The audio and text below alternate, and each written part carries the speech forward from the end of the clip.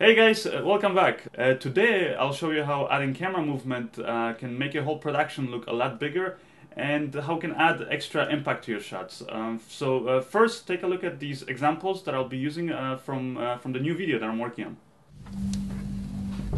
Gentlemen, he struck again. At least this time he had the decency to leave a few clues. Where do we start? We analyze. We do things right for a change. Sir, I'm with my partner on this. Less talking, more action. We cannot afford another mistake. It won't happen again. No, it won't. Because if it does, you're off the case. If it does, you're off the force. Both of you. Now, what do we know? He's about 20 inches. Yeah, round. What else? Word on the street is they call him El Pelota. Mexican. Shit. I'm calling in the big guns on this one. The FBI? Chuck Norris? No. I'm calling in the ninjas. Alright, so as you can see, this is my new video is a parody of these sort of crime thriller slash cop movies. And as you can see, there's a bunch of shots in the sequence where I used the dolly to add some movement to the shots. Which I also did in the whole opening sequence of my video, which I showed last week. But before I tell you guys, sort of why I did it and what's the effect that it creates, I first wanted to show you guys how you can create your own camera dolly, like the one that I've done, for around $120. Now here's me using the dolly, and as you can see, it's a full-size dolly that you can sit on. It has nice, adjustable seat. And I built it out of some plywood, some skateboard wheels that rotate, so which is good because then you can also put it on curved tracks. And to make this dolly, it took me around 4 hours. So if you guys want to learn how to build one for yourself, then just click the link to the video that's on my channel, or just click the link in the description of the video. So once you have a dolly, then you gotta know when to use it. Too many times I've seen people using a dolly in their videos just simply because they have it, and it seems like they use it in every shot, even shots that don't really need it. In the opening sequence of my video, which I showed last week, I used the dolly kind of in a few shots to add a little bit of extra suspense and kind of mystique to the shots. Because the whole sequence is about this girl that's walking down the hallway. She hears some weird sound. She's not quite sure what might be lurking around the corner, and when the camera just slightly moves in those shots, it just kind of makes it feel like maybe the camera is going to reveal something, somebody standing there or something like that.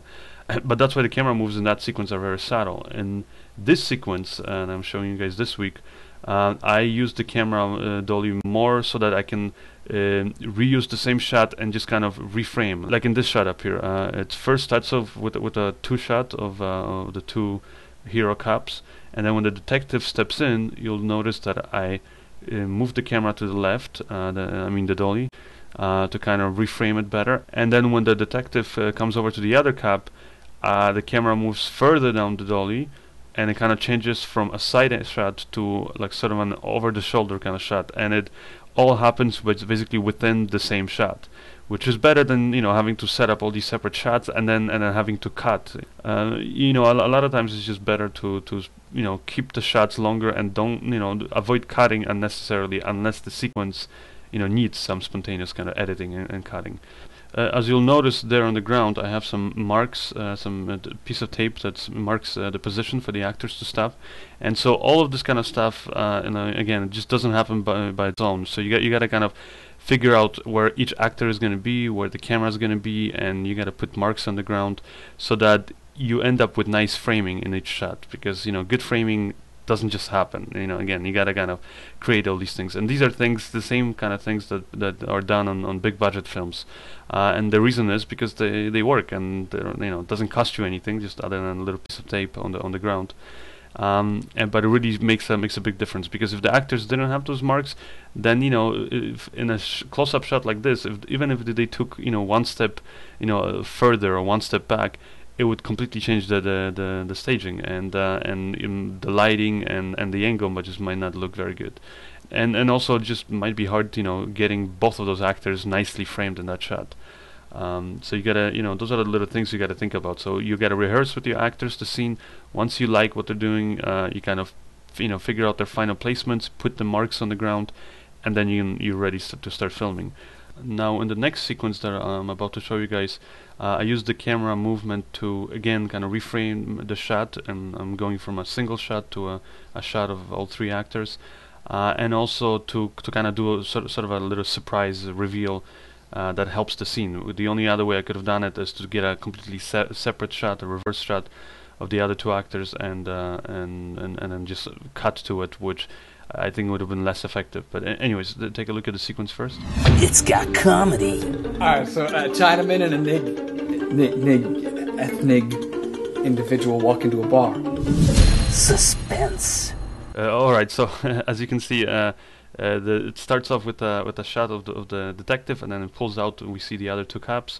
And the camera movement in this case just helps with the whole reveal of the joke, and showing the disappointed look on the other two cops' faces as they listen to the really bad joke. The next sequence I'm about to show you guys is has a camera movement on a dolly, but it's for a different effect. Here I used it more to kind of add a bit more of an impact to make the shot basically look more heroic. So here, take a look at this. Get ready for a movie of epic proportions.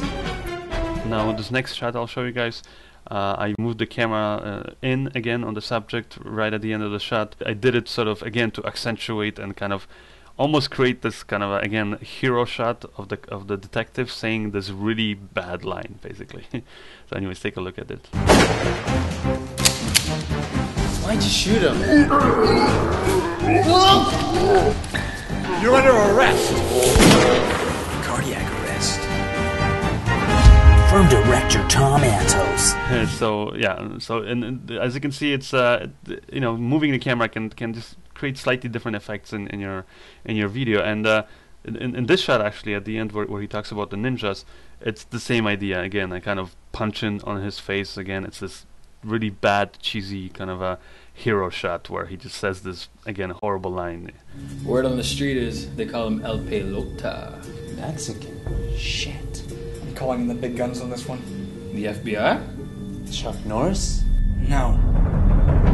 I'm calling in the ninjas. Alright, so that's it for camera moves. Now, in case you guys can't afford to build the camera dolly like the one that I have, or maybe buy one or buy a Steadicam and stuff, but you still want to have nice moving camera shots, then there's this great new tool out there now that comes in Adobe After Effects version 5.5, which will basically save your ass. I used it already in a few cases where sometimes I just forgot to bring my dolly, or maybe I wasn't expecting to get a moving shot, and I just ended up getting doing some shots on my own, just handheld.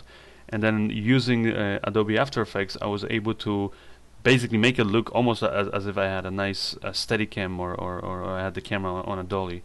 Now, if you don't know anything about special effects, don't worry, it's super easy. Really, well, here, let me show you guys. I shot these examples here with my brother, and this was before we started doing the video, just as a test to see how the whole hero shot with the cops would look. And as you can see, it's really shaky, and it's basically handheld. And then I throw it into the After Effects CS 5.5. If you can't afford to buy it, you can go to the Adobe website and download a free trial version for 30 days. You basically just load in the footage, right-click on it, choose Effects, then go to Distort, and then choose the effect called Warp Stabilizer. And then, as you'll notice, it's right away going to say it's analyzing the footage in the background. Just wait for it to finish. And then once it's finished, you're done. You can play back the footage, and you have some other settings in there to kind of, you can play around with some of the results. But really, I found most of the time you don't have to do anything. You just apply it, and that's it. It works great. So in this example, this is the final effect that I got. As you can see, it's nice and smooth. It's almost as if I had it on a Steadicam. Here's another example I shot with my brother just as a test on the street. Again, it's just normal handheld shaky footage. And once I apply the warp stabilizer, it looks like I had a really good Steadicam. Here's another test that I did with my brother where I move in on his face. And this is how it looks once I apply the warp stabilizer. It's nice and smooth. And here's one more example where I kind of was trying to almost make it look like it's a dolly shot. So again, this is how it looks when I handheld it. It's kind of wobbly. And then here's how it looks after I apply the warp stabilizer. So as you can see, it's nice and smooth, and this thing can honestly can save your ass. I mean, I would still recommend using a dolly, you know, whenever you can. But if you can't afford it, then this is an amazing substitute. Not only that, but even if you have a dolly, and like I said, let's say you want to get a shot that looks like it's a crane shot, well, you could just go up a ladder or you know, some stairs while holding the camera, and then apply the warp stabilizer, and boom, it's gonna look like you had a nice crane on your set. Also on my website, I have a bunch of exclusive tutorials, such as the Dinner Date Short Film School, which kind of documents and sort of shows you in detail how I made that short film. Or for example, my music video film school, where I show you 3 different music videos that I made. You know, everything from the planning process all the way to the post-production. And I also have a cool new product called Lighting Dozen, where I just show you the cinematography techniques. So I show you how I set up the camera settings, what lenses, cameras I use, how I set up the lights, and then also what I do in post-production with regards to, for example, the color correction of it, and some any little post-production techniques that I apply to it. So if you guys are interested, then please check out the store on my website. Thank you guys, and I'll see you next time.